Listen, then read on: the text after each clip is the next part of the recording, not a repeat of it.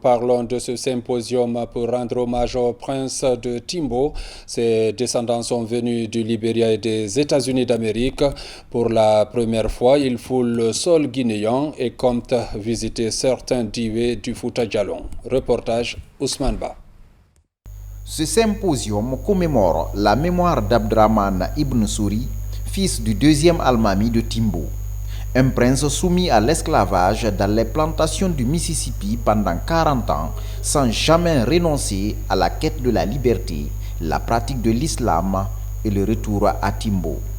La cérémonie est organisée par les autorités et le Haut Conseil de Timbo à la faveur du retour à la source de ses descendants venus du Libéria et des États-Unis d'Amérique. When I come home and I see faces, I see my face and se sentir dans son pays natal, c'est comme si elle s'est reconnue maintenant telle qu'elle devrait, ce qu'elle est. Parce qu'elle voit maintenant ses yeux, ses oreilles, son nez, elle se voit, elle se reconnaît maintenant. Avant d'être là, elle ne savait pas qui elle était.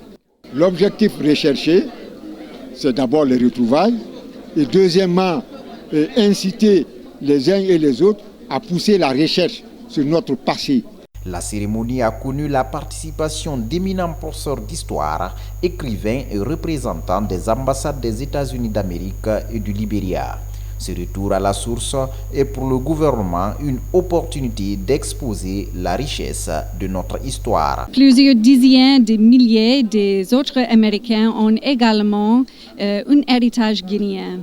Les liens de famille entre la Guinée et les États-Unis renforcent et reflètent les liens durables entre nos deux pays. Nous avons la responsabilité d'accompagner de telles initiatives parce que c'est une partie de notre histoire, c'est une partie de notre culture. Mais également, comme vous le savez, nous avons un potentiel touristique énorme qui repose sur des produits culturels. Et ces produits culturels, je vais parler des ruines, n'est-ce pas, des traces, des chemins de l'esclave. C'est l'occasion pour nous de voir dans quelle mesure nous pourrons accélérer le processus de valorisation de ces sites touristiques. Après ce symposium, les descendants du prince vont se rendre au Fouta Djallon, la terre où leurs ancêtres